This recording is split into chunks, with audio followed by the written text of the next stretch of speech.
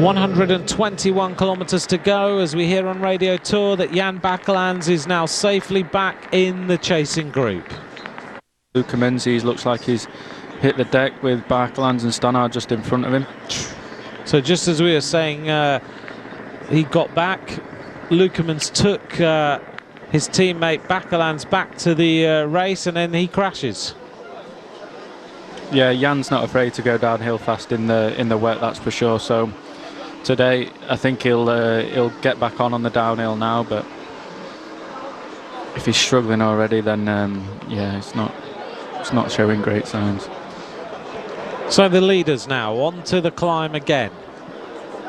The top of this will be 151 kilometres, and they've ridden well together. The gap is coming down though very, very fast. We're here on Radio Tour. It's around about 3.5 minutes. Look at the speed though, Adam, on this climb. 10k an hour. It'd be great to see if we could have that speed on the last lap, that's for sure.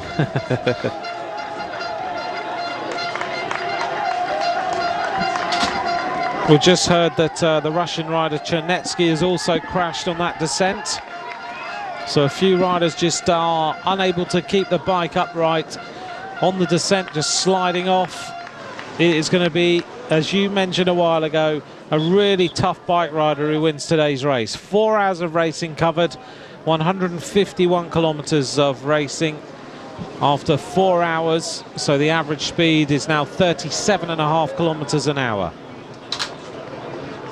This part of the climb here is very, very tough as well. It looks flat, but it's a false flat, and if you can, at the end of the race, if someone can attack here, I think that's the place to do it. Not on the steep part of the climb, because you're not going to get that much time there, but when it flattens out, if you've still got the legs just to squeeze on, I think you can put some riders into trouble. Marianne Vos, she attacked there, and then really where she capitalised on her attack was where you mentioned, where you just really push at the top, and that's where you open that gap where people aren't able to close it, and that's where we've seen riders manage to time trial away by getting even 5 seconds at the top of that climb is possibly enough to win you this race. Yeah, definitely. I think with this descent, it's so technical, and in the wet as well, it's going to be super hard to bring anyone back. There's not many straight parts where you can really get the power down and them straight away to be in with a chance.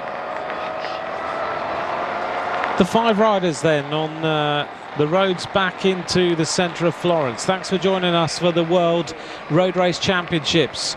208 starters. We're down to 115 riders left out on this course.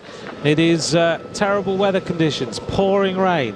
It's not too cold. It's not freezing cold, but these riders are going to get colder and colder now as they're soaked through. The gap now to the 5 leaders is round about 3.5 minutes, so it is getting towards critical points in this race, because we are about 120 kilometres now from the race finish, and now we're seeing a gap open. Look at this. On the climb, the Italians have got a split going again, and there's probably only about 15 riders in this group. Cancellara's made it. Cancellara, Van Avermaet's there.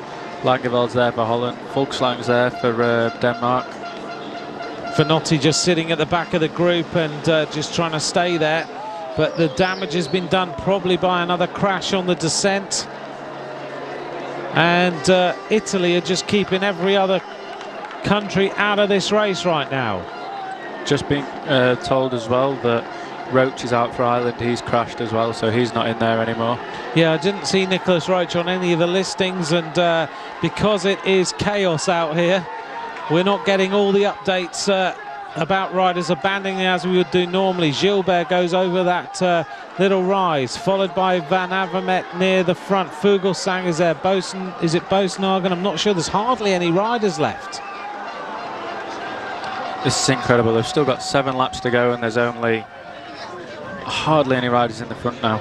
So at the front there, over the little crest of the that climb, is Ulissi, Nocentini, Paolini, Scarponi, Gilbert, Van Avermaet, Grifko, Fuglsang, Kelderman, Cancellara, Rast, Bauke Mollema. That's it.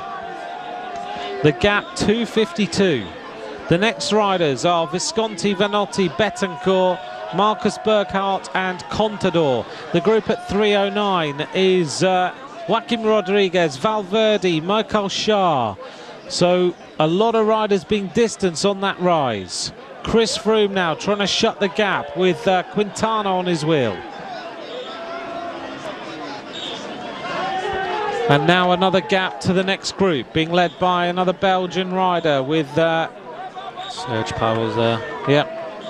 Vauclair still in a bit of trouble at the back here. Free wheels over the top. You know, it's incredible to watch this race today. There's riders in all sorts of trouble. Bernie Eisel went through. I think there's Geraint Thomas. Here's Ian Stannard. And Froome is desperately trying to get back into the wheels. I just have to wonder sometimes. I know, you know, we're talking here and so many fans of different countries. I just wonder sometimes when Britain ride on the front for 100k and then isolate their leader. It's an interesting tactic. Yeah. Excuse me. I think they just wanted to stay out of trouble on the first part of the race. I think they wanted to set a pace and try and make it hard for Chris when they got onto the things, but I don't think they expected it to be this hard, to be honest. Yeah, it's a tough day as we see Froome making his way back onto the wheel of one of the American riders. But there's a lot of riding to be done to get anywhere near back to the front. The group at 3:09 with Bosenhagen, with Lars Petter Nordag, with Rigoberto Urán. And Froome has desperately just got to try and get on the wheels. In front of him, group of 2 riders, one rider in isolation, then a group which is the main peloton just in front. The problem you have got here is you just have to, you've got to throw all caution, and you don't want to be doing that too often to get yourself back in the bike race. And I don't think this is the front group. No, it's not. This is Contador, so they're even behind the front group now. So this is 3 kilometers to go with a chasing group. And any moment now we're going to get the chance as they go past our commentary box to just see the damage that's been done by the Italian riders, as outside the window the water is just pouring down our windows. So Valverde and Rodriguez there, Contador trying to bring them back to the front, but again, it's not going to be easy. There's a lot of corners they've got to sprint out, and it's going to take a lot out of them. Even if they get back onto there, they've got to make the same effort again to try and get to the front of the peloton before the climb starts. So the 5 leaders concentrating hard. Thanks for joining us for the World Road Race Championships. We have got next time round, we're going to reach the 156 kilometre point. There'll be 120, just under 120 kilometres of racing left. If you're just joining us now, the race has been dominated by this 5-rider breakaway that went on the attack about 140k ago. Their advantage grew to over 8 minutes. It's now around about 3 minutes, and the race has been translated really by the wet weather conditions that we've seen. And now the leaders are making their way back to complete another lap after 4 hours 8 minutes, or 4 hours 9 minutes now clicking through, and they have 7 laps of racing to go. They hit the 156 kilometre point. If you're wondering, the voices today that you're hearing, alongside me is Adam Blythe, who rides, of course, alongside Hushoff and Gilbert in BMC. British rider who's been giving us his analysis of what's happening, and so far he's got it pretty much perfect about how this race would be run. As we see the groups going over the railway, trying to come back together before the next climb. A few of the favourites in trouble. We've heard Nicholas Roach is out of the race. Cadel Evans is out now after this crash. And do send us your tweets. We are reading them. We're maybe not mentioning them too much, but thank you very much for any messages. At Adam Blythe 89, at McCrossan, and we'll join you in the race. We'll say thank you to those messages afterwards, but thanks for your thoughts. We are updating on them now and then. The Italian riders in the Azzurri blue are setting the time trial on the front. And they have got this absolutely right. They might be playing into the hands of Fabian Cancellara just a little bit because he's still in there. But Gilbert is here. This is incredible. There's 7 laps to go still, and how many riders are in the front now? 15? Yep. It's incredible. It's such a hard race today. And this is why I wanted it to rain. This is why, if you weren't with us earlier on today, when we first started, Adam's been willing the rain. He's been outside asking the rain gods to carry on raining, and it's got worse and worse. And in here we've got most of the Italian team. Visconti's at the back, Cancellara's there, I think it's Michael Shah, Van Avermaet is there with Philippe Gilbert. Bauke Mollema, I think, is in this group, as we see the riders now completing a lap. 7 laps to go. And the next group on the road are desperately trying to come back. The Ukrainian riders, Andrei Grifko, if you're wondering, in the blue and yellow. But it's the Netherlands, Italy and Switzerland who have dominant numbers as a group, with Chris Froome just making contact at the back of it, are desperately trying to shut this gap. Italy's train is putting every other country in all sorts of trouble.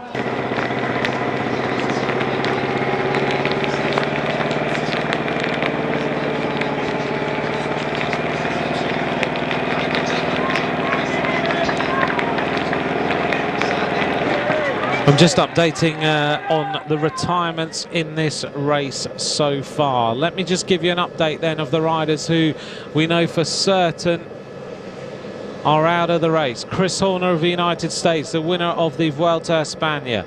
Maciej Bodnar of Poland, Sam Bennett of Ireland, Jaroslav Popovic of Ukraine, Gregor Bol of Slovenia.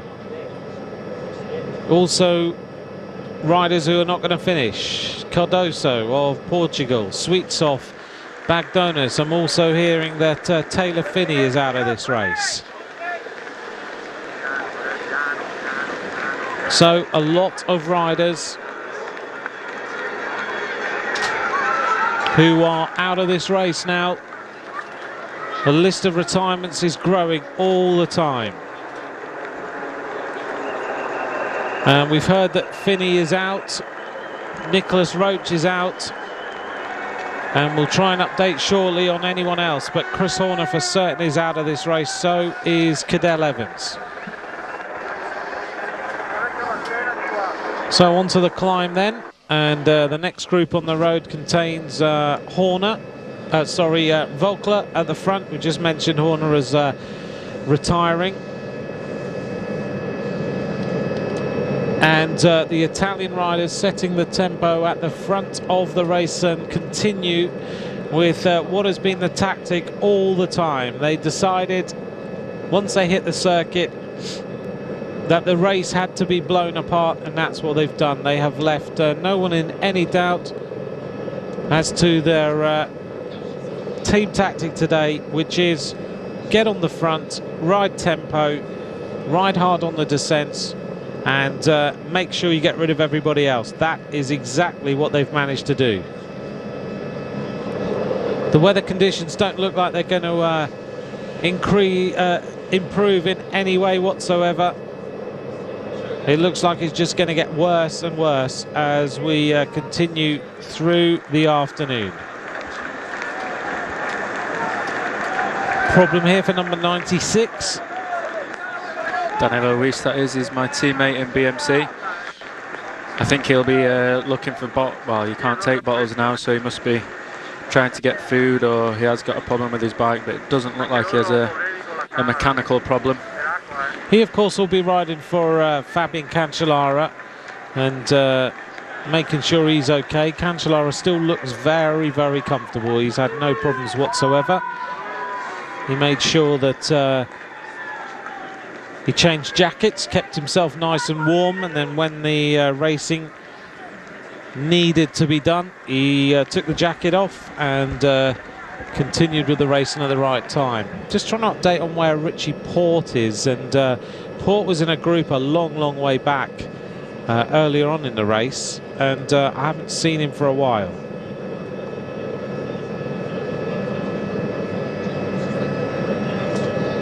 This race is split now over about 6 or 7 minutes. Just to update on Dan Martin, he's in a group 7 minutes down. So that performance in the Vuelta, when he crashed, he was riding so well, then crashed. He still has not recovered. Quintana's now in a group at 4:40, and I haven't seen Richie Porte's name for quite a while on any of the lists. No, I haven't seen Richie Porte now for a while either, but if he's not there now, he's definitely not in any contention at all, I think. I don't think if you're not in the front now, that's it, it's race over. Yeah, I mean, I think in terms of thinking about Australian riders, if you are supporting the Australians today, your biggest opportunity really right now, having lost Evans, and you know, I thought he'd been riding really well, is Simon Clarke, who is in the group at 2 minutes 29 seconds. Clarke, of course, a mountains winner of the Vuelta a España, and Simon Clarke riding well. I thought he was riding strongly earlier on. He looked like he was very, very comfortable. Wiggins is out of the race now. And Dan Martin, for the Irish fans, is a long, long way down. And as you mentioned, Adam, Nicholas Roach is not in the race either. He crashed earlier. Looks like Cancellara is just slipping towards the back a little bit here.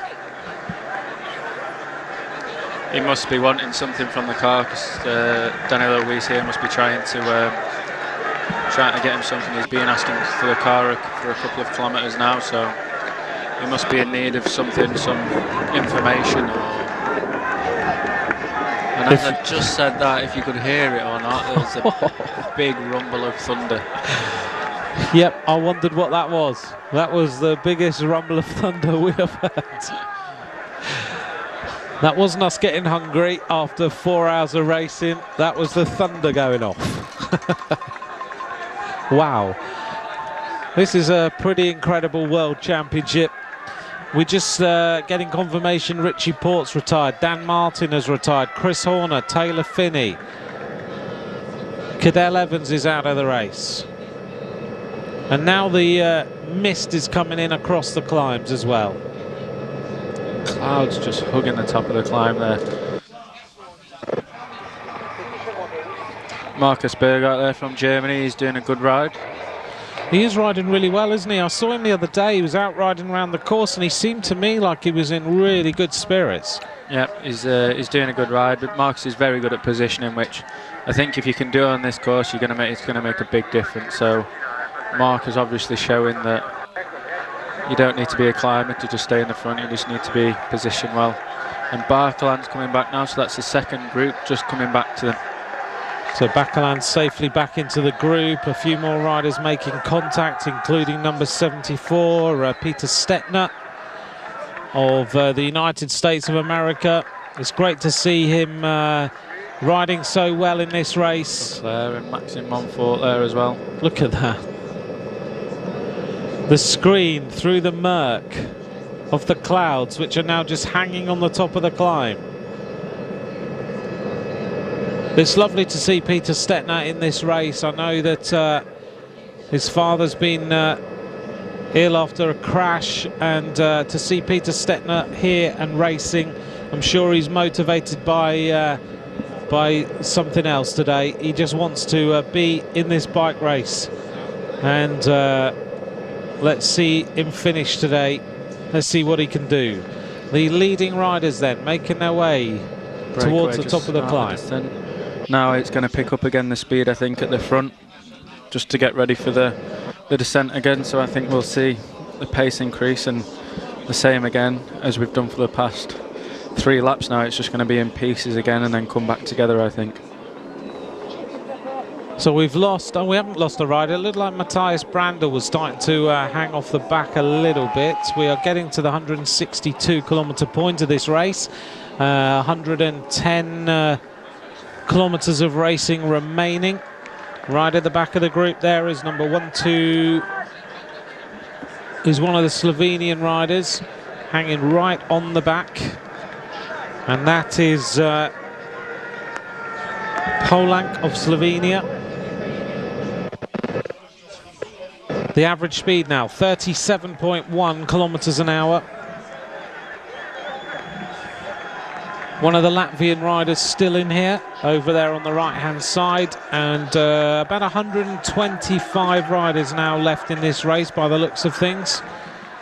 And still, the Italians are quite happy now to let the Dutch riders take over the pacemaking for a bit. Is Volkler back by the looks of things for France? I think he was, yeah, I think he was in there. Makes his way up on the right-hand side. One of the Latvian riders is over there. That kit now, which is normally a kind of lovely wine-coloured kit, is now so wet it's become pretty much chocolate-coloured. Yeah, it doesn't look the best, does it? Looks like No. AG2R shorts. Not saying that there's anything wrong with those, by the way. So the leading riders, Michele Scarponi, Luca Paolini, Diego Lulisi, Maxim Iglinski, Bauke Mollema still riding well. He's up at the front. Gilbert, Burkhardt, Simon Clark of Australia. Ominously, Zdeněk Stybar is in 14th place. Visconti is in 15th. Nocentini, Kelderman, Van Avermaet, Grifko, Cyril Gauthier is up there as well. Fuglsang still riding well. Peter Wiening is 26th over the top of that climb that time. Fabian Wegmann's still there. We haven't mentioned him for a little while.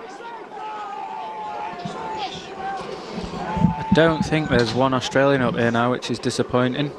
Simon Clark is there. Simon Clark there, sorry. He's the only rider now of Australia who's in that group, and but he's still there. He's towards the front. The gap now is 1:55. Simon Clark 13th over the top. But a strong Australian team have been lost really by the crash of Evans. Sadly, yeah. Strange for Cadel to crash like that, because he is a very good descender, so I can only imagine someone's crashed in front of him for him to come down. Teammate of yours, of course. Teammate, yeah, rode the Giro in this year to his 3rd place, which was fantastic. And when you've got a leader like that, how much work are you having to do for him during a day? It's not so much work as riding on the front, it's just sheltering him from the wind, and if he needs to stop and go to the toilet, we'll have to give him a push or stop with him, help him back on. If it's cold and raining like the Giro was every day, it's getting jackets for him quite a lot and things like that. So it's just basically babysitting him, yeah. And when he gets to that 3rd place, what's it like? It was nice, yeah. I was too tired to sort of really celebrate it. I just got in the car, went to sleep and got home and went straight to bed, so. And how long does it take to recover from a Grand Tour? Depends really. It depends what you do after it and the racing you got after it, but everyone's different. I mean, I had a bit of time off after it and then started riding again, but you can definitely still feel it in your body. What, you feel tired? Yeah, just lethargic. You're always just a bit tired, yeah, worn out. Right. You can see how wet it is with the cameraman hanging right back off there. Normally they're really close to the riders, but even he's backing off on this descent.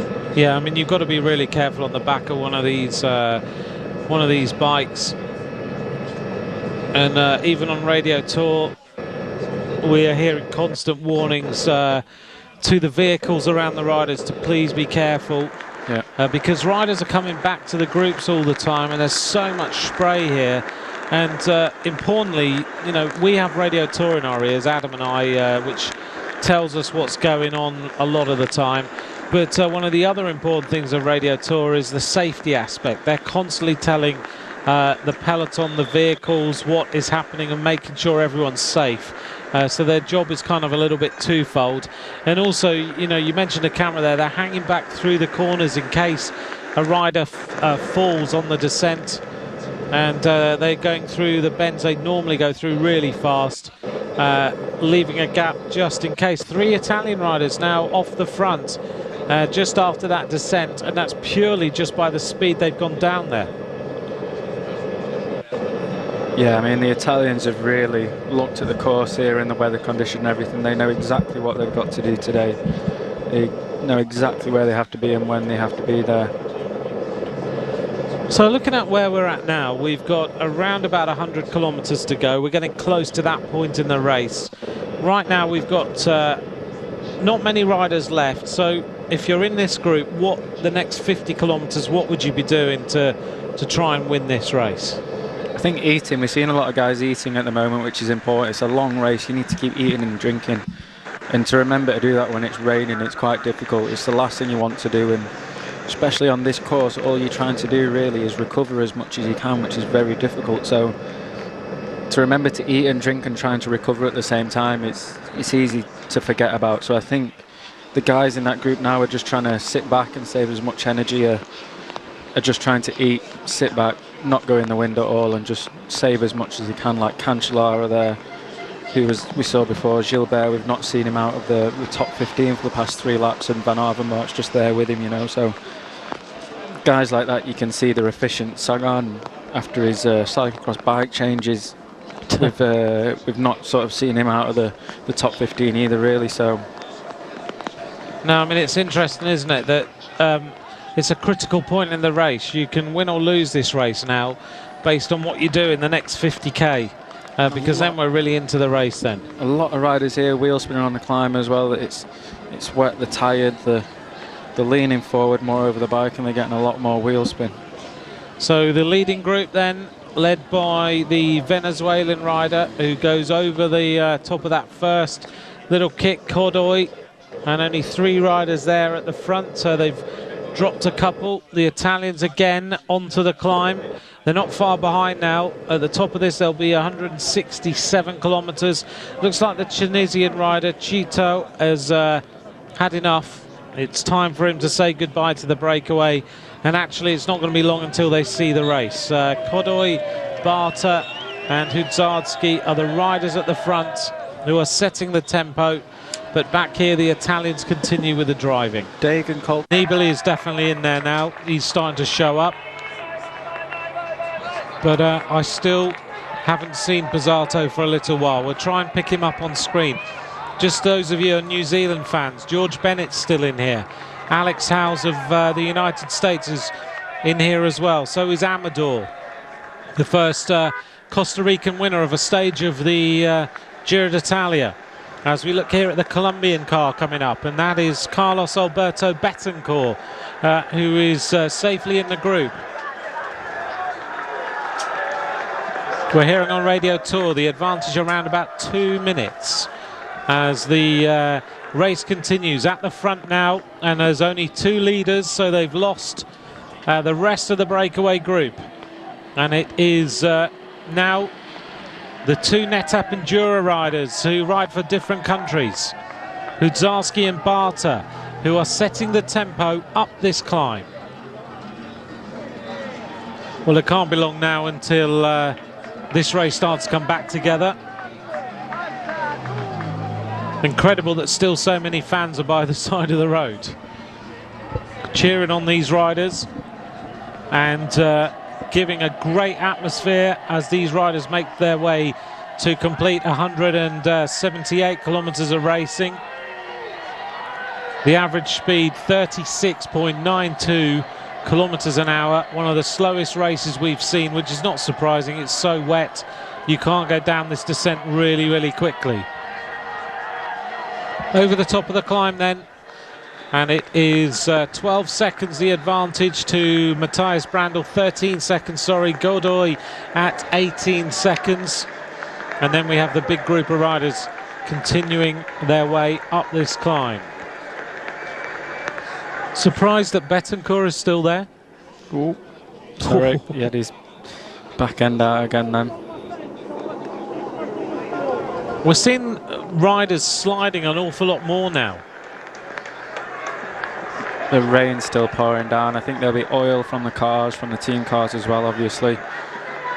So it is slippy out there, but they all know it's slippy, so I don't think they'll be shocked. Castroviejo with Alberto Contador just sitting slightly in front of him. Contador is just hiding. We've hardly even mentioned him today. Yeah, he was on the front earlier, taking Valverde and Rodriguez back up, sorry. Taking Valverde and Rodriguez back up to the front a couple of laps ago. So I think his main priority is just to to look after those two riders. I think Rodriguez will do a very good ride today if we look at how the race has gone so far. Also, if you think about the biggest race Rodriguez won last season, which was Lombardia, right at the end of the season, yeah, it poured with rain. Exactly, yeah, so similar conditions. He came off the top of the final climb of the day, descended down, finished on his own. There was an almighty thunder and lightning storm just at the finish, which was a little bit like half an hour ago here. Pizzato is still there, sorry Anthony. Pizzato is still there, so I'm not sure what Paolini was doing at the back again. So obviously talking with Bettini, getting a plan of what to do, but as we talked about before, I can't see them going for Pizzato today. I don't think he'll still be there at the end when they really put the foot down on the steep climb. So thanks, Adam. Pizzato is still in the group. As they went over the top, it was Visconti who led, ahead of John Degenkolb, ahead of Gilbert. Francois Parisien, the Canadian rider, actually, is in here. He's been at the front the entire race. Yeah, he's been doing a very, very good job. Very good job indeed. As you just see Nibali just a bit further back than he was the last couple of laps now. I think we'll see what happens with that. Another Italian at the back there, So you wonder whether they've done an awful lot of work. It hasn't split up. Maybe they've got rid of a lot of riders. There's now 78 riders left in that main group. Yeah. With about, with 4 riders off the front, 74 chasing. There were times in this race earlier where we saw 15 to 20 riders left, and suddenly there's been a regroupment. And you wonder whether the Italian plan was to completely split it, get 30 or 40 riders, and then worry about Nibali from there, and it's not quite how they wanted it. Well, I think you say that, but I think it is exactly how they wanted it. I think it's a small group.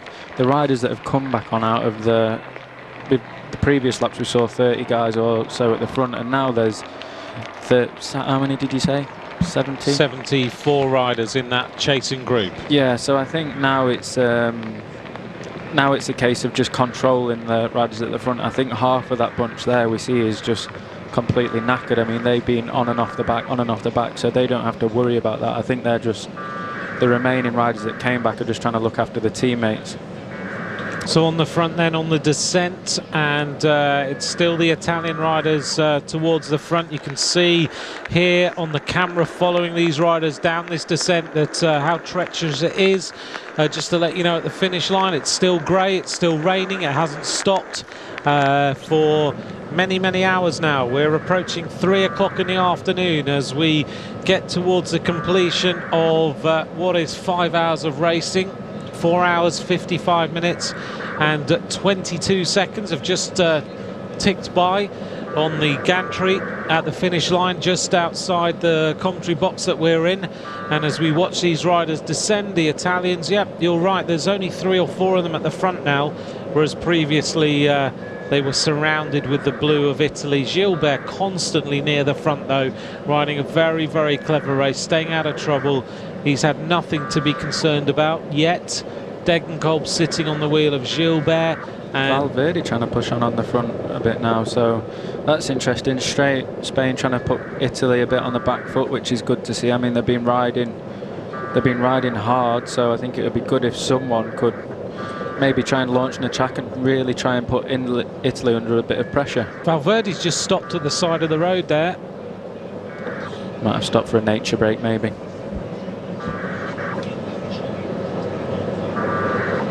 So changing his bike, I think we heard then on the radio. Yep, so Valverde stops at the side of the road and Radio Tour telling us he's stopped. Oh no. And nature break. Other riders are I've heard that Reichenbach has just changed his bike as well.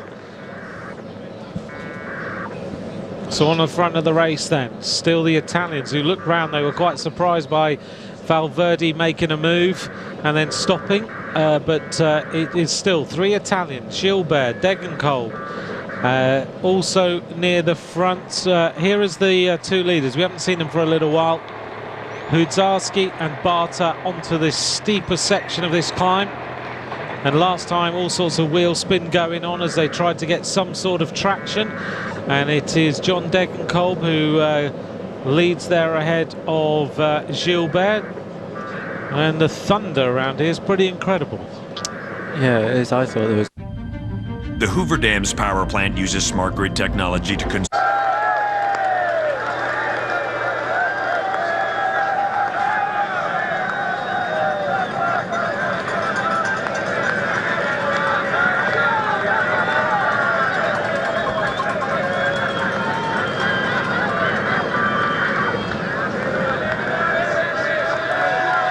Some other retirements. Jack Bauer of New Zealand has retired. So is Christian Meyer of Canada. Sam Bewley retires as well. Konstantin Switzoff has now retired after that crash earlier on. Navadauskas has gone. Reinhard Janzi van Rensburg. Daryl Impey also has retired. Mario Fischer of Brazil. Frederick Kessiakoff is no longer in the race as well. And the Irish team all gone. Sam Bennett, Matt Bramier, Dan Martin, Nicholas Roach, all finished. I would have thought the Irish would have enjoyed today's weather conditions. Yeah, you'd have thought so, wouldn't you? Especially as coming from Ireland, yeah, but most of them live in sunny, hot countries. They moved away from Ireland. Exactly, yeah. Yep, no longer here. So all the Irish team are out. And just looking at the British team, there's only one British rider left in this race, and that is Geraint Thomas, who is with Thor Hushoff. So the chances are that Geraint Thomas is a long, long way down. We'll try and update where he is as we look down on Peter Sagan, who has had at least one bike change and is riding strongly in here. The Swedish rider who's just in front of him is just looking, is it Ludvigsson maybe? The Andre Grifko is also there. Thomas Lofquist, sorry, of Sweden is also in this group. So Lofquist is riding well today. He dropped out of the Tour of Britain, but possibly because he was aiming to ride this race and do well in it. Yeah, I've not seen much of Thomas recently the past few years, but he's definitely been. It's a good course for him, and definitely with his characteristics, this course will suit him. He's a good climber. He can descend quite well, and his sprint isn't too shabby either. So for sure, he'll if he's going good, he'll be one to watch towards the end. It amazes me how, as pros, you can let the pace drop back a little bit, and now you've decided, right, it's time to up the tempo. It's time to start to accelerate and bring the breakaway back and start to race again. Yeah, I mean, the breakaway was coming back. They brought it down to a minute earlier, and now they're starting to ride again. But I think they're just giving I think Italy are just giving their Nibali a chance to relax a little bit, take his breath, talk to Bettini, see what he has to say, and then get a plan and just stick to it. Because I don't think they expected this many, so little riders in the race now. Maybe, I'm not sure, but I'm sure it's just to calm things down, relax, get everyone just a bit calmer. Because the last couple of laps it was stressful. Everyone was fighting to get to the front. So now I think they've just backed it off, had a little bit of a respite, got some food in them, and now I think when the next time through, I think there'll be a couple of attacks up this climb, which will hopefully ignite the race. But when you think about it, if you, as I think, Cancellara just taking his hat off, I think. Yeah, that's interesting. He's had a cap underneath his helmet all the time, which keep his head warm, but obviously as well lets the rain run down over his glasses and everything. They're all doing it. Lars Petter Nordeg's just done exactly the same. Yeah. And that cap, keeps your head warm, doesn't it? Lets the rain run off your face so it doesn't go in your eyes all the time. Yeah, exactly. As well. But now it's getting towards the important moment in the race. Yeah, hopefully we'll start to see some attacks come in soon. I think if a couple of teams want to make it hard, like Italy, I think they're going to have to do more than just ride, because I don't think the riders, the domestics, are getting a bit tired now, so I think a couple of riders are going to have to start attacking if they want to make it harder for Nibali. So 195 kilometres covered. The two leaders go over the top in 5 hours, 19 minutes and 8 seconds. Now it's the Italians who start to set the tempo again on the front, with Switzerland lining up behind. They've ridden really well in the last hour or so. We're seeing now the Danish riders moving up, and I think it was Fuglsang who just moved up to the front of the race. Fuglsang we've talked about earlier on today as a possible rider who can finish on the podium, because he's very, very strong and he's riding an intelligent race. He moves right up to the front, sitting in the 3rd or 4th row at the front of this peloton. And as we now wait for them to go over the top, as we see again, a very, very clever Paolini, just when he needs to, just comes to the front again. And I'm sure Paolini, now if we look at him, he won't have a bottle, or he'll have just one bottle on his bike. Yeah, one bottle. He's a rider that looks very much into this. He's always got one bottle on his bike, or if it's a downhill, he'll have 2 bottles on his bike. He's really? Yeah, very much so. He doesn't want to carry a ½ kilo bottle up a climb, so he'll get rid of it for sure. But he'll take another bottle to give him some weight going downhill. On a long downhill, yeah, for sure. See, there's all these little things that we don't know, that people think about. So there's all this still going on in your mind, as to think, right, give me a little bit of an advantage, I guess, over the competition. Yeah, exactly. Yeah, Paolini is probably one of the best people for that as well. The detail he looks into is incredible. Looking down then, here we are, there's Cancellara as he puts his hat back on, getting himself ready for action. The Swiss have ridden well today. They're surrounding him. He's not isolated in any way whatsoever. They're riding very well, and they've still got 4 riders up there. This is Brandl, who was originally in the break, heading towards the top of the climb yet again. And for a lot of riders, this is one of the last races they'll ride this season. Some of them will ride Lombardia next weekend around Lake Como. Some of them will go to China. There's one other big criterium in Japan at the end of the season. But aside from that, riders are pretty much finishing, aren't they? So this is one big push.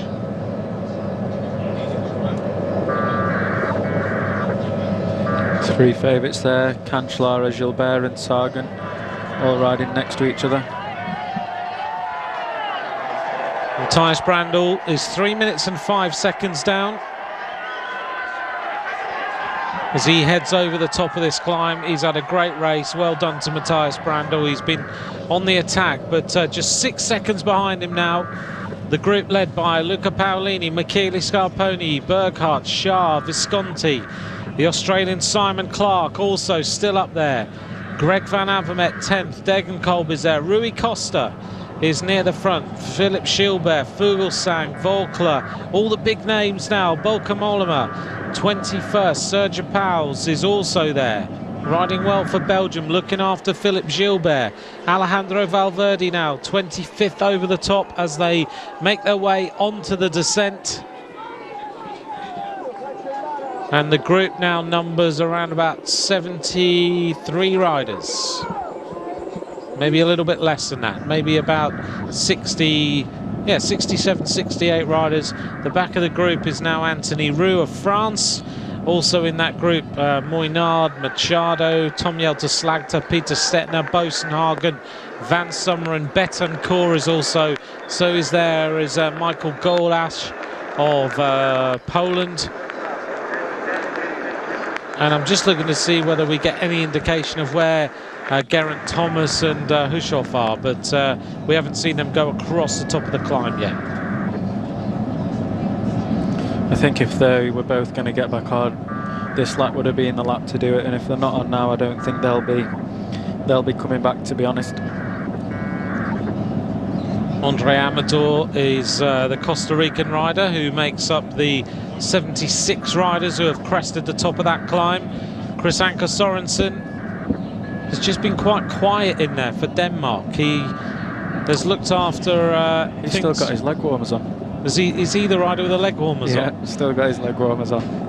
So he must be feeling quite good if he's still keeping them on. Rain jacket on still. So he's the one with the red leg warmers on at the back of the group. Yeah. He's one rider who, if you were going to have a picture of pain every day, he would be it. Yeah. He doesn't know how to ride with a poker face, does he? Not at all. Even in the neutral zone. He's a very good rider though. He's one of those riders that will never give up. He'll keep going for as long as he can. So I'm sure he'll be trying to do a good job for Fuglsang. Well, he's a good rider to have round about you, isn't he? He can, on this climb, he can set a really fast tempo if he needs to. He can certainly do a job, and he's a rider who's won some big races during his career and very, very reliable. The Italian riders still on the front as they go down the descent now. And I don't think this situation will change too much until we get into the last few laps of this race. Another rider who's in here that I haven't mentioned at all, who I've just noticed is in that group, is Rafa Majka of Poland. And he's a good climber, but he's just been sneaking into that group, and we haven't mentioned him at all. Mojnard Peterski, Sara Motens is the Latvian, Tiago Machado of Portugal, Francois Parisien of Canada. All those riders are still in there. We are mentioning them now and then, but not too many riders now that we are not noticing. One other rider is Magallanes of Mexico. Ludvigsson of Sweden is also in there.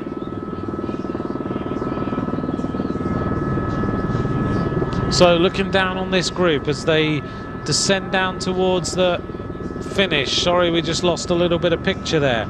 We're getting more thunderstorms and lightning on the finishing area.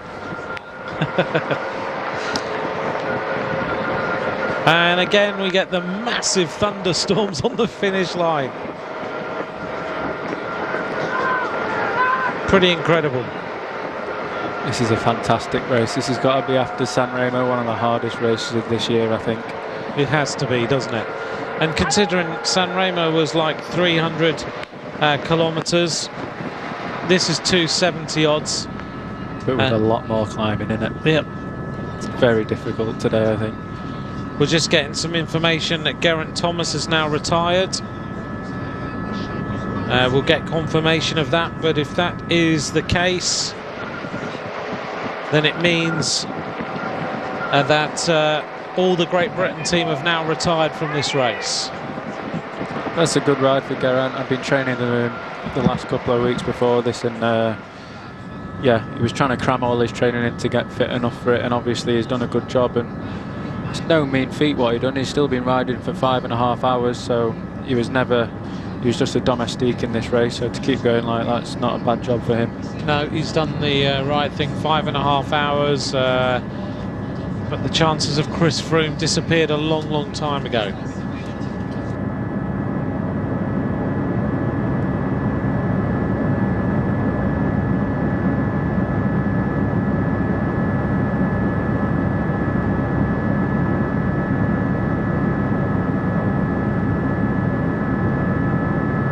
But the sun's coming out at least eventually.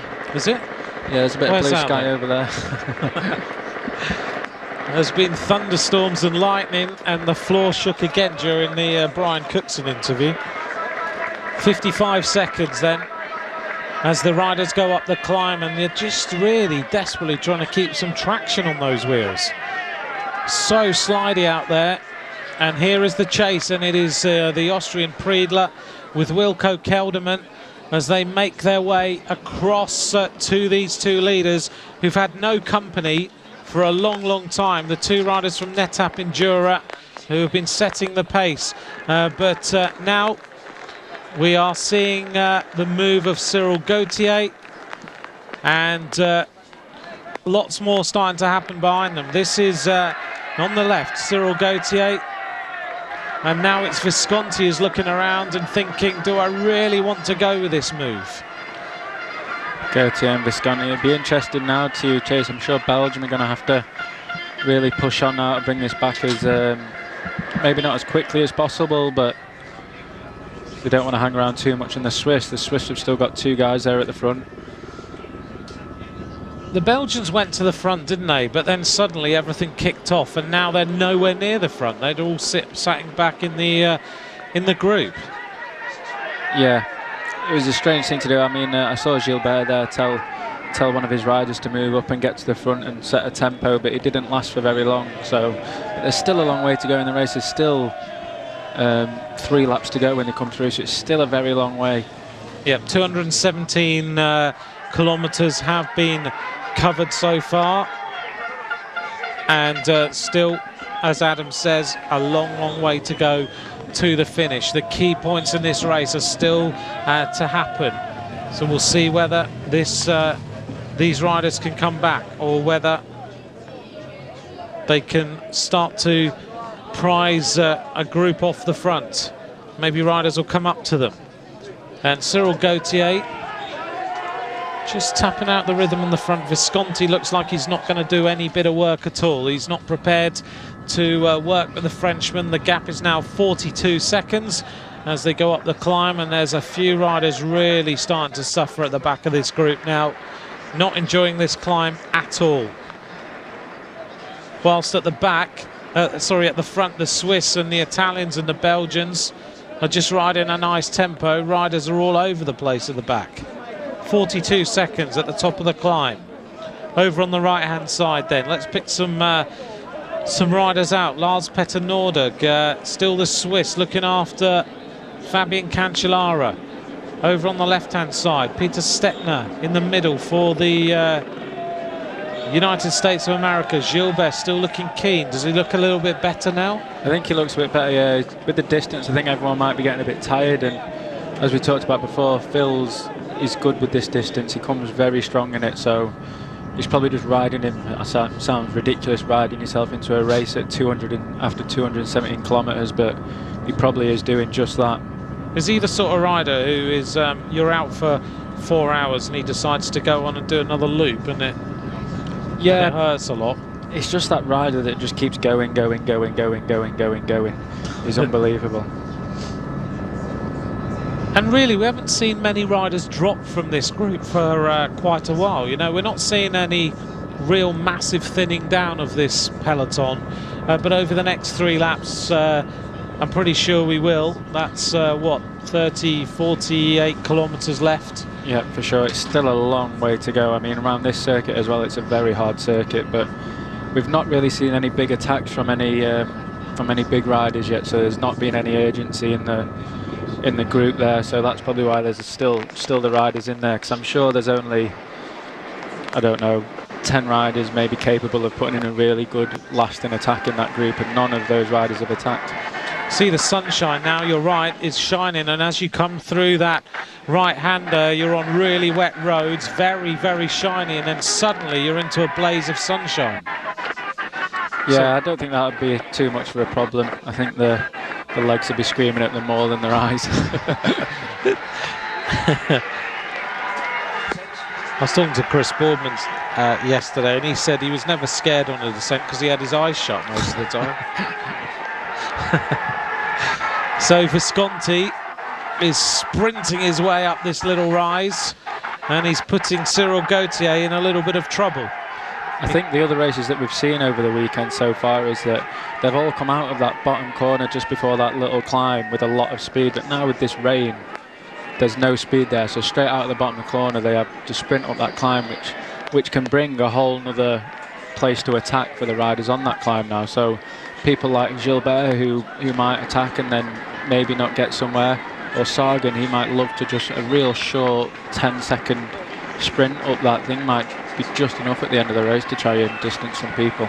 Yeah, I mean, when we went around this course on the training day, we went around in a car and we looked at the climbs, and a couple of us said that little climb could be the springboard for the win, in the men's race particularly. Yeah, I think definitely, and especially with this weather now as well, it's slippy going into that corner, so you don't carry a lot of speed into that little lump. So for sure it's going to take the put a bit of sting in your legs, and I think if someone hits it right and gets it right, they could distance quite a few people there. Yeah, because if you look at the back of this group here as they go through that corner, there are riders literally locked on the brakes. Yeah. It looks to me like the two riders behind are starting to get pretty close to these two leaders now, as Barta and Huzarski go out of the corner, and I think we're going to see the two chasers, Georg Predler and Wilco Kelderman, not far behind them. In fact, looks like we've got cars just coming round the corner there. The Polish rider and the rider from the Czech Republic in the lead still, as we see the flags flying a little bit lighter now as we get a little bit more sunshine coming out. The rain may well stop for the finish of this men's elite road race, but they've been riding for 6 hours in the pouring rain, and your wish isn't going to come true by the looks of things. You wanted them to have rain the entire race.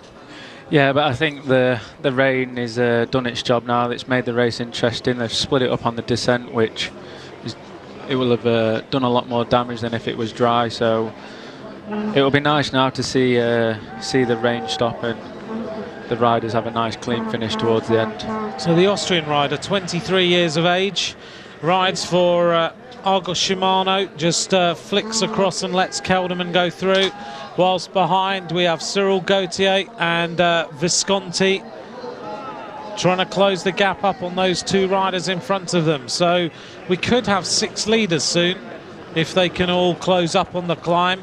Behind them, it's still a big gap back to the peloton, who look like they've calmed down again. It is a big gap. They've not come round this last corner yet. There's 3 Germans still there, some Belgians and the Dutch, so they're really going to have to push on now on this climb, because Visconti is definitely not going to hang around up the next climb at all. They're going to be really pushing on, so it'll be interesting to see who takes up the chase now, and if they start to set a tempo or if they send riders on the attack.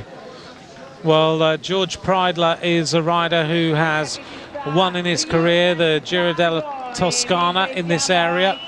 So he is a rider who knows some of these roads. We're seeing the leaders go across the line after 222.5 kilometres of racing. Jan Barta and Huzarski. 3 laps of racing to go in this World Road Race Championship, as we see the next 2 riders led by the Austrian Preidler with Wilco Kelderman in 4th place. Just behind them, the gap is a slender few seconds. Only about 18 or 19 seconds at that point.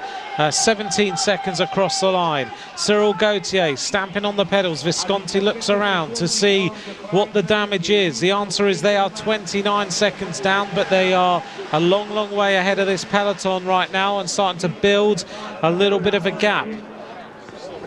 They should do something, try and at least set the race on fire before they get dropped. Well, Visconti has suddenly found himself at the front of the race, leading the chase of Huzarski, and he's not far behind. And suddenly he could be putting himself in with a chance of winning this world title, but surely there's going to be moves from the peloton behind, as Visconti now enjoys the atmosphere, making his way up towards the top of the climb. And the gap is only 20 seconds from Huzarski to Visconti now, as he looks to try and hunt down Huzarski on this descent. Over the top of the climb for the man from Italy. Visconti rides for the Spanish team, a teammate of the British rider Alex Dowsett, as he goes now into the little narrow roads, and the peloton are going to have to do something about this, because you don't want to leave Visconti on his own like this. He can descend, he can climb, and he's not a bad time trialist either, so he can ride in towards the finish, taking it nice and steady through the corners. And in front of him is a rider he can chase, so the gap is starting to open. See Rodriguez moving up now, followed by Pizarro. Pizarro is still looking strong. He's moving up quite quickly there on the right, so he's obviously still feeling quite good. Well, and still Huzarski is the lone leader with Visconti behind him, and then we have the peloton Just to give you an idea of the time gap then, 1 minute 28 seconds to the leader, 1 minute and 8 seconds is the advantage of Visconti on a peloton led by Johan van Summeren. Also up there is Kvasina of Croatia, Alex Howes of the United States of America, Luca Paolini, Bauke Mollema, Peter Weening, Greg Van Avermaet. They're the riders who are now trying to get a concerted chase happening at some point. Simon Clark of Australia still up there in 15th place across the top of the climb. Yeah, they've still got 2 laps to go, but I think definitely they need to start pushing on. I mean, Van Summeren's riding slower up there than Visconti is, and they're riding on the front, so they're going to have to start doing something, and there's going to have to be some action soon from the peloton to start bringing them back. One rider we haven't mentioned for a little while is the cyclocross specialist Zdeněk Stybar, who is also still in that group. He's 23rd across the top of the climb that time. Valverde we haven't mentioned for ages since he went to the front and then stopped. He's 25th across the top of the climb. So still loads of big names here, but they're all looking at each other now as Huzarski goes down the descent. The gap is now 18 seconds to the Italian Visconti, who is visibly riding quicker than Huzarski, and when he gets down to the base of this descent and onto the steeper little climb, I think we'll see Visconti come back very fast. Definitely, and I think he'll go up that hill very fast this time. I think he'll want to try and get out of sight to worry the peloton a bit, so I think we'll try to see him really pushing on up that short climb and try and get out of sight of this peloton. I'm just wondering what is going on with the Italians right now in that group, because now there's not too many of them left in that chasing group, and all the work has been done, and then they've just left Scarponi and Nibali in the group, which is a good position to be in, I guess, and Visconti going on the chase as Van Summeren leads down this descent, which is starting to dry a little bit now, and I guess that creates his own problems. Yeah, definitely. I think you can get caught out if the roads dry up and you've got a wet patch on a corner somewhere, then it goes well, dry and then wet. You can find yourself in a bit of a pickle. So the riders still got to be careful. Obviously, the roads are still soaking at the moment, but on the last lap, a few corners might have dried up and they might be able to take them a little bit quicker. 40 kilometres to go in the World Championship. We've seen the race dominated by a 5-rider breakaway. We now have one of those riders left, Huzarski of Poland, followed here by Giovanni Visconti of Italy in the blue and white as he tries to catch Huzarski in front of him. We know that Visconti has got what it takes to be the world champion, whilst behind the weather conditions improving significantly on the descent. 17 seconds now on Radio Tour, the advantage for Visconti. The Belgian and Italian riders towards the front. I think it's Stettner or Howes who's sitting there in 4th place for the United States. They've had not a bad race. Chris Horner crashed and dropped out earlier on, but some nations have got no riders left. In particular, Great Britain, which is a big surprise, and Ireland with the hopes of Nicholas Roach and Dan Martin also not in the race anymore. It's been a race of Belgium and Italy, and also Switzerland at the front of this peloton, and now it's Italy who've got the upper hand. Visconti now catches the leader. I can hear the rumble, which was previously thunder, is now the sound of the Italian Tifosi going mental. This will be good for Visconti. He's just caught him, and he's going to be, both of these together are going to be a good strong pair. So until the finish, until the climb starts, and then I think Visconti's just going to leave him for dead on the climb. Listen to that, everyone going mad outside the commentary box. The Italians are enjoying this one. The roar went up when Visconti went to the front. So it's Visconti and Huzarski who are the two riders now on the attack. Visconti looking really comfortable. Leans the forearms down there, takes the pressure off his back as he goes down to the right-hander and slightly downhill towards the conclusion of this next lap.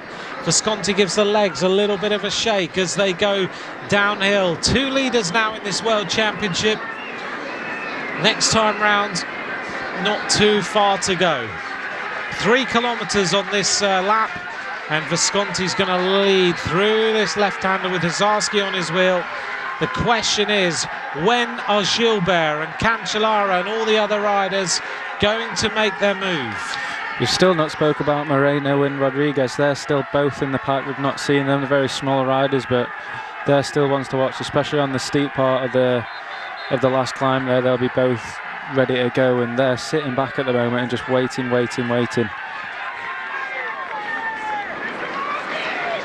Visconti just sprinting up each climb and then freewheeling and trying to recover for the next part. You just mentioned then, Adam, Moreno and Rodriguez over the top of the climb. That time they were 29th and 30th over, riding next to each other. They ride next to each other most of the time in races like the Vuelta, and clearly still there, still good. But Spain have still got Luis Leon Sanchez as another card to play as well. And don't forget, number 16, Valverde, is still there. They've still got a lot of cards to play. There's a crash at the back, apparently. 35 kilometres to go. Radio Tour tells us a crash in the peloton. Nibali. Oh dear, that's not good for the Italians. Suddenly now, Nibali has crashed. Yeah, Nibali's down, and he looks like he's not going to get back on now. He's sat down for... It looks like race over. Oh, and more of them. Oh, another Italian, Paolini's down as well. Suddenly the Italian race is changing. Paolini and Nibali have crashed, and over to my left-hand side, David Cassani is just shaking his head. And Simon Clark, by the looks of that, I think. That was Simon Clark as well, who came off with Paolini there. Nordhaug and Vauclair trying to get back on. So a few riders have been distanced there by that crash. So the biggest news then, the Italians have done everything right, but any moment now, oh, that looks sore. He's back on, but I don't think he's getting back on. You just see Paolini on the right, still sat down there. Nibali is... I think that's it, game over for him. Yeah, the numbers are ripped all over the place. There's hardly got any front of his shorts left, so he clearly went face first, didn't he, on the descent. And now there are riders everywhere as they try to get back on. What a race. Well, we said, I think, about an hour and a half, 2 hours ago, the Italians always get it absolutely right, and then something happens. And that was it. That's not good at all. Playing into Gilbert and the other guy's hands, but for Italy, that's not good at all. They've got Visconti out at the front now, and they just need to put everything onto him. They've got Pizzato behind, but whether he has the legs or not after this long race with a lot of climbing, I'm not sure. Well, you can imagine now, any moment you're going to see a Skoda car come flying through this gap when he gets the chance to do so, and you're going to see the cricket Paolo Bettini lean out of the car, and he's going to be telling Visconti, the race is all about you now. You're going to have to go, because suddenly the plan of the Italians, which has been orchestrated to perfection, has all gone wrong. Nibali crashing at a critical moment as he went down that descent, and he's been down that descent, what, 8 times now? He's never had a problem, and he slides off.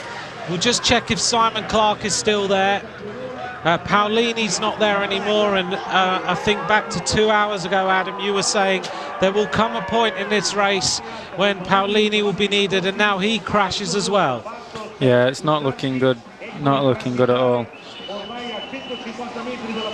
So here we go then. 239 kilometres of racing. 2 laps to go in the World Championship. It's 12 for the first lap. Nibali is 1 minute down, but the peloton are only 15 seconds ahead of him. I'm sure Nibali's going to get back on for the top of this climb, but if it's taken too much out of him, I'm not sure. Here he is now, just coming through the cars. Nibali is going to get back on in this race. If he wins the world title, some of it will be a little bit of help from Paolo Bettini's car. Some of it will just be the exceptional ability of the winner of the Giro d'Italia in the Azzurri blue, as Visconti, his teammate, goes up the climb with Huzarski.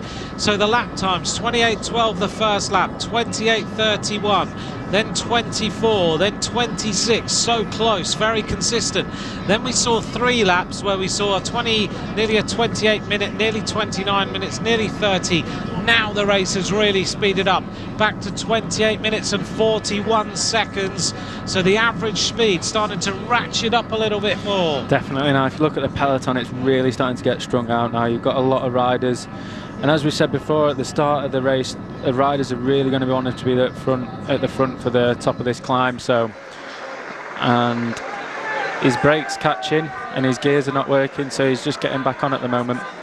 You can hear on Radio Tour the commissars are having quick words with the Italian team car. There's going to be a fine, a massive fine for that Italian team car, but the mechanic checks Nibali's gears. 40 seconds now, the advantage of Visconti and Widzarski to the peloton. It's all closing up as usual in a World Championship, and this race is all going to come back together potentially.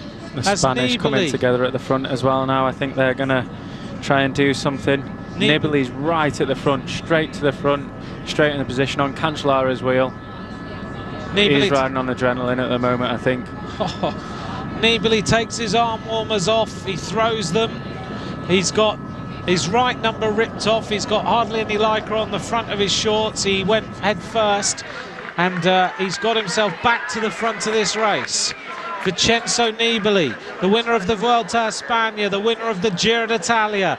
The rider is finished on the podium of the Tour de France. He now wants the world title. If the Italians bring this one home, it's going to be incredible. Attapuma now setting the pace for Colombia on the front. You mentioned about 3 hours ago that the Colombians would probably figure on the final couple of climbs of today, and here we go. They are setting the tempo. They're really trying to push it forward now, and I think they just want to make it as hard as possible on the climbs for both their big men today, so they're doing just that at the moment.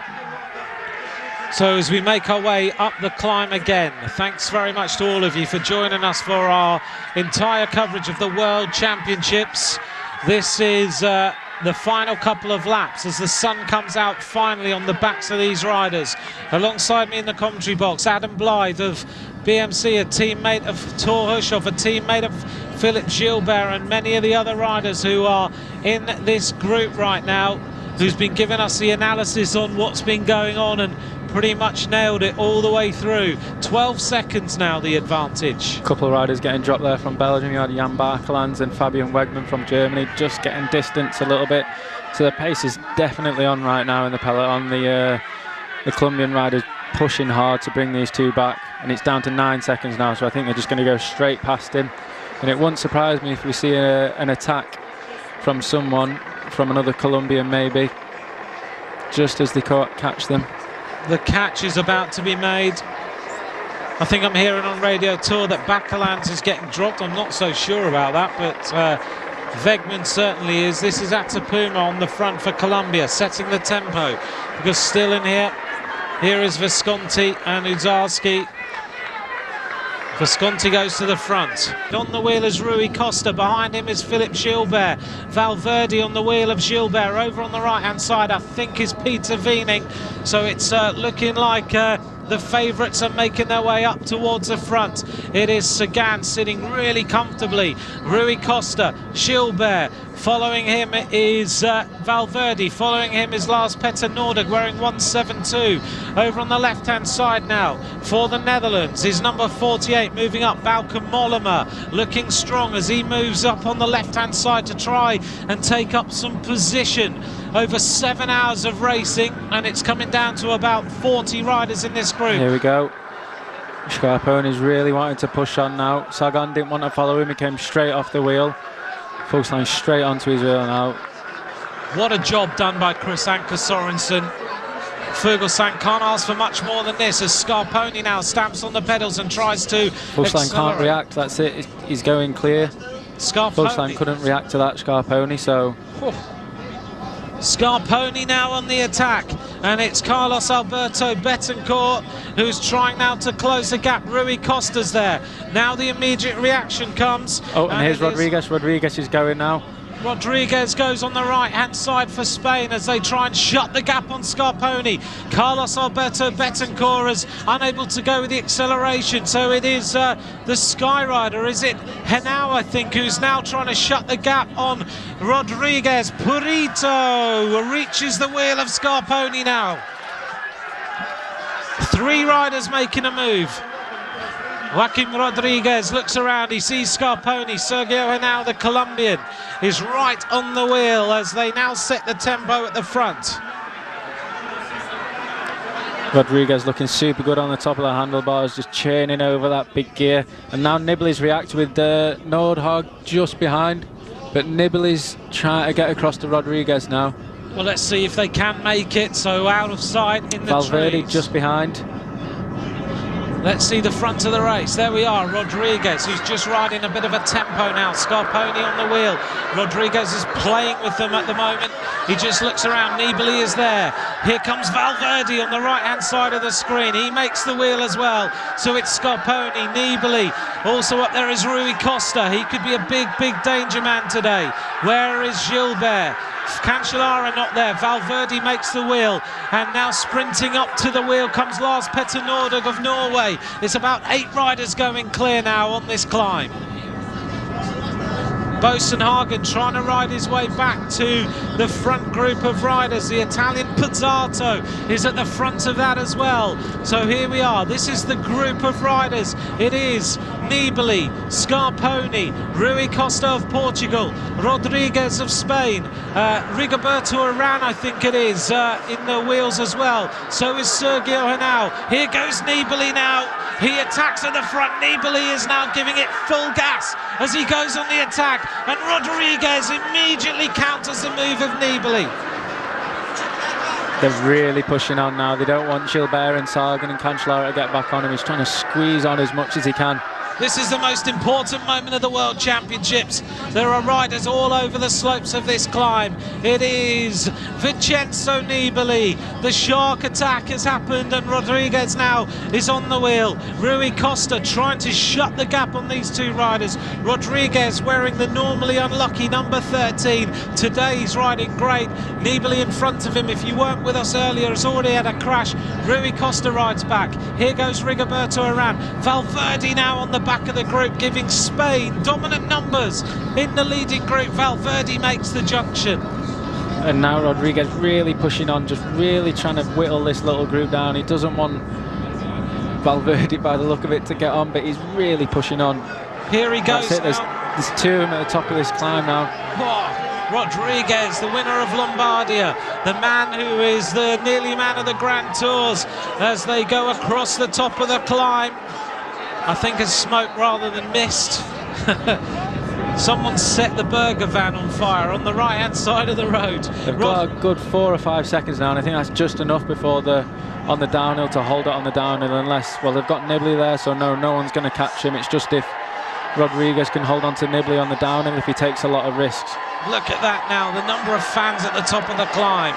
It is Urán and Faria da Costa and Valverde are trying to get back in contact, but the gap is 5 seconds, which is the same gap that we've seen in other races, which has been enough to win this race. Over the top goes Scarponi at 16 seconds with Nordhaug. If you're an Aussie fan, Simon Clark goes over the top at 22 seconds and 20 seconds, sorry, in 8th place, followed by Mollema, followed by Philip Gilbert, Danny Moreno in 11th, Geschke, Glinski, Visho, Peter Wiening and Matti Paterski. So now it's about these 2 riders making their way all the way down the descent and taking the victory.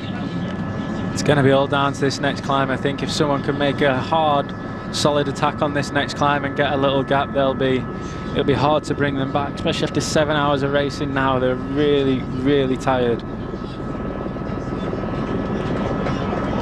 Nibali goes to the front outside our commentary box. The Italians are just willing him on as he tries to bring home the first Italian victory in the World Championships since Alessandro Ballan beat Damiano Cunego in Varese in 2008. Before them it was Paolo Bettini with back-to-back victories in Salzburg and Germany. Cipollini, Bugno, Fondriest, Argentin, Moser, Gimondi, Basso, Adorni, Baldini, Coppi, Binder, Guerra. They're the winners of the Italian World Championships, and now it's all about Nibali. But there's Iran, big crash down. It's just overcooked it a little bit there, tightening up a bit. Iran crashes. Oh dear, get that bike off the road.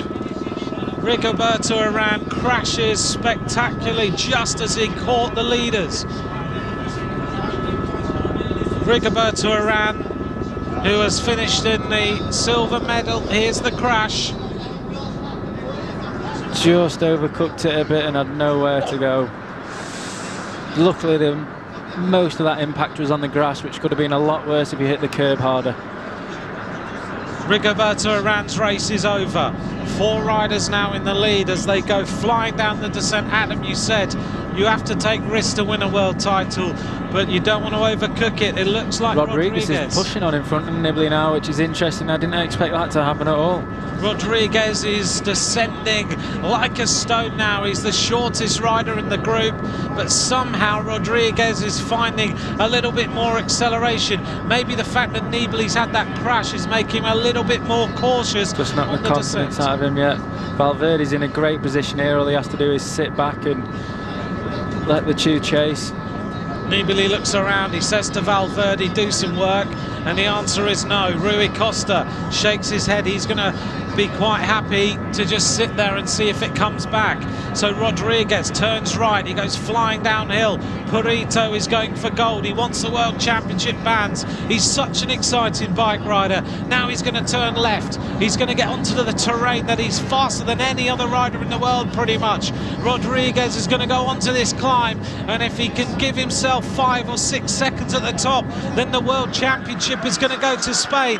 Nibali now having to shut the gap on his own.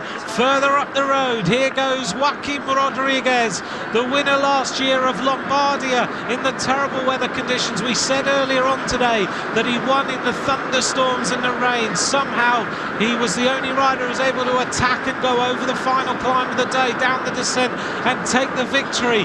Rodriguez looks fantastic here as he time trials away. He's not the fastest time trialist in the world, but after 7.25 hours of racing, he has got the form to stay away.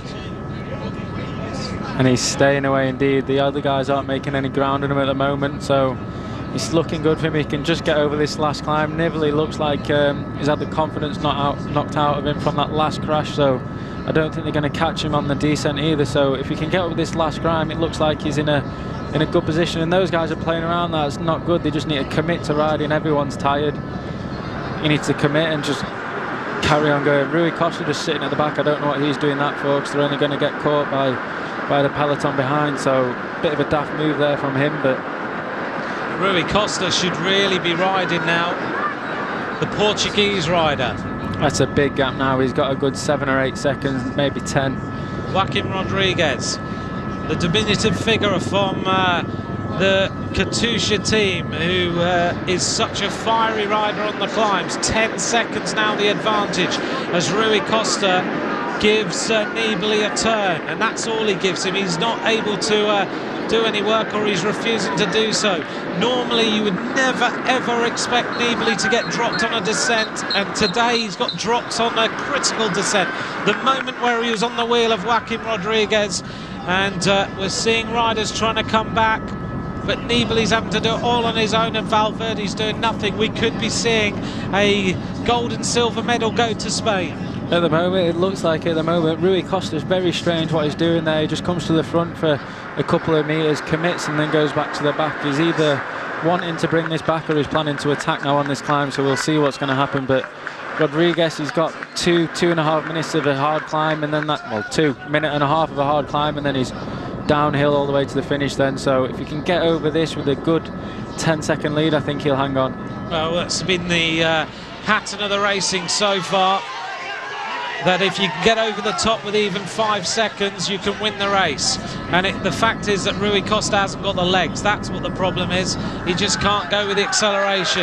Up the front here goes Joaquim Rodriguez, the rider who is starting to accelerate hard. He's desperately trying to hold on. Valverde isn't going to go with it. On the left-hand side is Nibali, who's had a tough old day on the roads. Yeah, they're bringing him back. They're bringing him back now.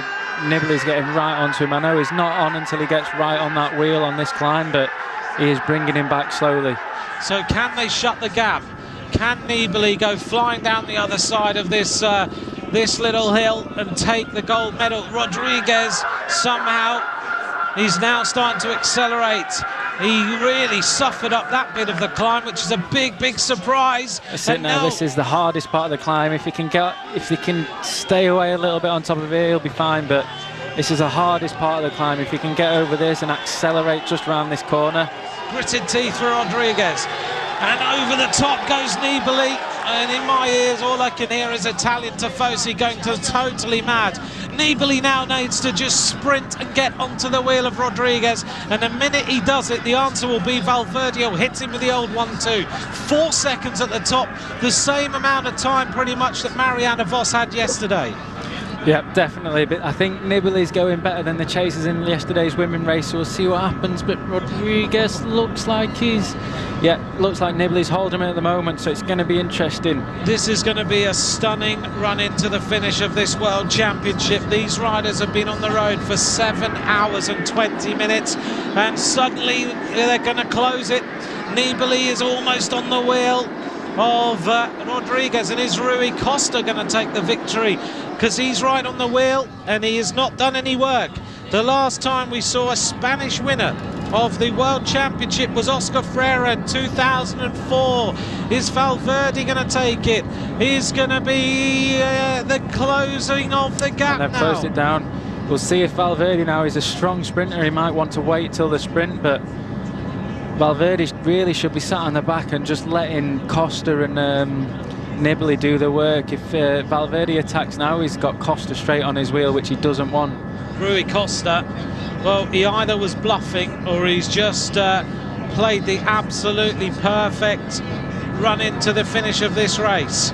He has ridden an incredible race, and here we go. There's your answer, Adam. The attack happens and Valverde now goes. Valverde attacks, and maybe that's a big mistake. 3.5 kilometers to go because Nibali has got a match of him. Rui Costa's either playing a very good waiting game here, or the gap is closed. I saw a little finger shake then from Rodriguez. I don't know what he means by that, if it's sending that to Valverde by saying no, or I'm not sure, but a little finger wag, which is always a sign of something, politics or something like that. Rui Costa sitting on the wheel now, just watching everybody else. This could be a Portuguese world title. 3 kilometers to go. Have Portugal ever won the World Championships? The answer, Adam, is no. They've never taken a world title. This could be, and now we see the attack again. And Rodriguez goes, he tries on this little climb that we said about an hour ago could be a really critical point of this race. And Rodriguez looks around to see whether he's got the advantage. Nibali's still not on the wheel now. That little gap can just be enough out of a corner. If Rodriguez sprints hard, it can just be a little too much to close, and it looks like it's growing. This is a fantastic run-in. Rui Costa, of course, a teammate. As we see him go downhill, Rodriguez turns left. He's right on the wheel of Alejandro Valverde. And do they get safely around that corner? See, he's not on yet. He's got a little 50-metre gap there, which is just maybe enough. Rui Costa, of course, a stage winner in the Tour de France, as he just sits on the wheel and lets Rodriguez ride away. 2k to go now. I mean, Nibali really needs to gamble and try and get Costa to come to the front or do something without slowing down too much, because if he brings him to the finish, he's just going to lose out of these 3. Well, it's an incredible run into the finish of this world title as the riders hit now 7 hours and 23 minutes of racing. They're inside the final 2 kilometers. They go up over this railway bridge. and you can go down the other side, and it's almost like being on a velodrome. You can see the riders on the other side. Here goes Rodriguez. He's tried once, he got brought back, and now he's trying again as he goes down the other side. The helicopter not quite showing us how far this gap is through the final right-hander, and now Rui Costa decides, I think he's got to try and do something. So the attack comes from Rui Costa of Portugal as he tries to jump across to Rodriguez. Well, the man who's been on the back of the group, is he now going to take a title for Portugal? They've never ever won the World Road Race Championships as Rui Costa attacks to try and go across. It's the race of these two now. If Rui Costa can get there, which I don't think he can, but this is going to be an incredible run into the finish as we see these riders heading towards the finish line. It is going to be a pursuit between Rui Costa and Joaquim Rodriguez as they head towards the finish line. Who's going to take this victory? This is an incredible run into the finish of this World Championship. Here we go. Who's going to take it now? It's going to be Rodriguez, who's just ahead of Rui Costa, who is riding him down. He is desperately trying to get on the wheel of the little Spaniard Perito. Rui Costa looks behind him.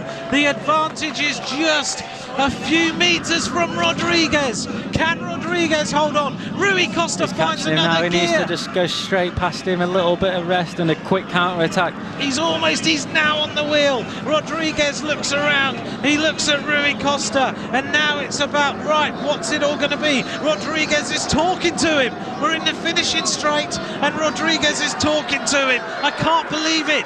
They look around at each other, and now it is going to be a sprint. Rodriguez is saying, come on then. 300 to go now. Who's going to get it? Rodriguez is in a big gear. Costa's a little bit smaller. 7 hours, 25 minutes of racing, and it's a track standstill almost. Rui Costa goes on the left-hand side. He's going for it. Rodriguez is trying to get on the wheel. It's going to be, by the looks of things, a Rodriguez is coming. Rodriguez is coming. Rodriguez is now sprinting past him. Who's going to get it? I can't call it. It looks like Rui Costa. Rui Costa takes the victory. It is a win for Rui Costa. What a stunning finish. What a stunning finish to the World Road Race Championships. Nibali's going to finish in 4th place. He's absolutely dejected. It is Portugal's world title. Rui Costa wins ahead of Rodriguez in 2nd, Valverde in 3rd, Nibali in 4th place. Crossing the line now, the rest of the group, and they're just finishing. What a finish. It is Simon Clarke of Australia who takes 5th, Iglinski takes 6th, and Philippe Gilbert is in 7th place. You can't get much more exciting than that at the end of World Championship. Well, Rui Costa rode brilliantly there. He was selfish. He didn't let them try to tempt him in to go to the front. He sat back, he gambled, and that one attack paid off. He got across to him, and then he just had the sprint to do. A big gamble, but it paid off for him. Brilliant. Well, sometimes, Adam, you pro bike riders say that you have to be prepared to lose a bike race to win a bike race, and he played the ultimate gamble. He just waited and waited, and then when it mattered, he even was able to sit and talk to Rodriguez in the finishing straight. Exactly, and there's my bet for the day, Greg Van Avermaet. And mine. Yeah. Oh well, never mind. But what a ride by Rui Costa. It was brilliant, absolutely brilliant. He just waited, played the waiting game with them, and then just got the sprint, just nipped it. Rodriguez nearly got him on the line, but Rui Costa takes the World Championship. 7 hours, 25 minutes and 44 seconds of racing. An average speed of 36.6 kilometers an hour.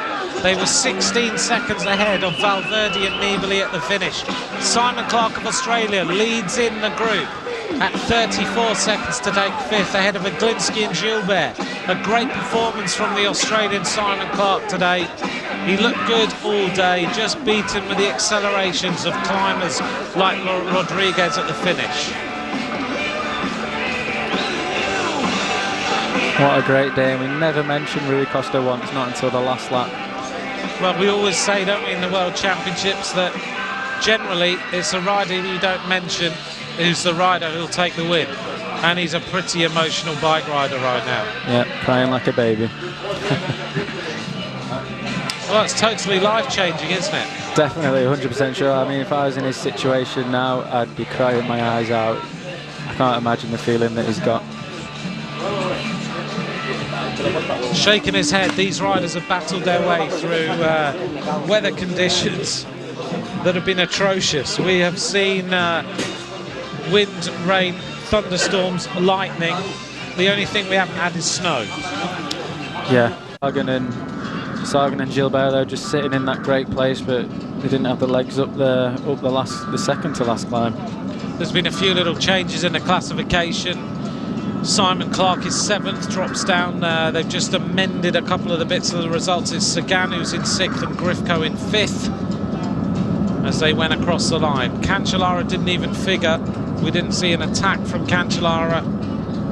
Rui Costa, who has signed from Movistar to Lampre Merida for 2014, 26 years of age, and now he takes the victory.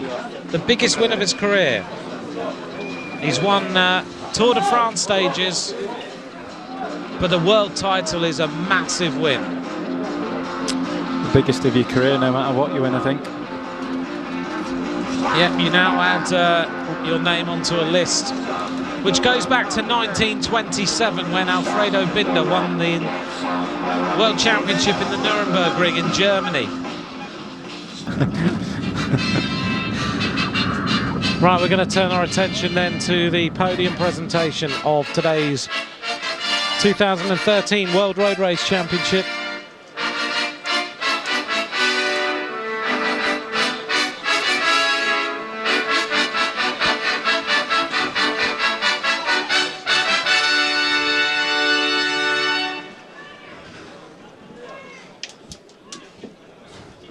Ladies and gentlemen, may we have your attention for the medal ceremony of the International Cycling Union's World Championships for the Elite Men's Road Race.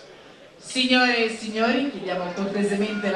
the riders now on the stage for the World Championship Road Race presentation for men. The final presentation of this year's championships. In 3rd place and winner of the bronze medal, Alejandro Valverde of Spain. Alejandro Valverde takes the bronze medal to not a great reception from the Italian fans. Presenting the bronze medal is Mr. Brian Cookson, the newly elected president of the International Cycling Union. Le medaglie e la maglia iridata saranno consegnate da Brian Cookson, il presidente dell'Unione Ciclistica Internazionale. In 2nd place and winner of the silver medal, Joaquin Rodriguez of Spain. I don't think I've ever seen a rider quite so emotional on the podium. Joaquin Rodriguez is struggling to hold it together. He's incredibly upset Mr. Cookson will present the silver medal. and is still in tears.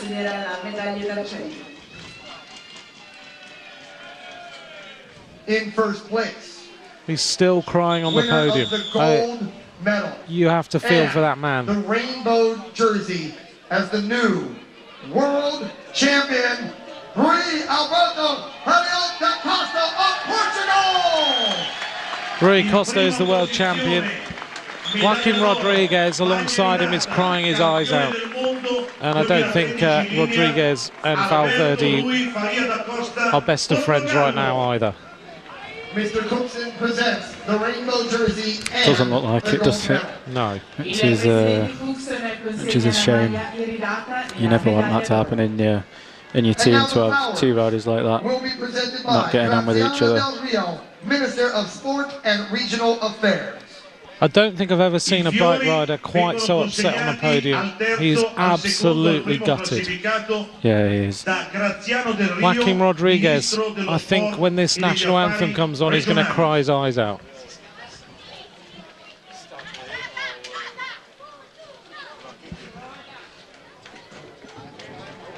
He rode his absolute heart out, but he was beaten by Rui Costa on the run-in. The tears in the eyes of Joaquin Rodriguez.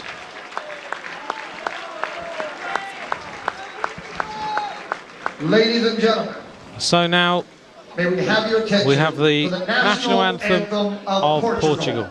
Signore e signori, chiediamo gentilmente la vostra attenzione per l'inno nazionale portoghese.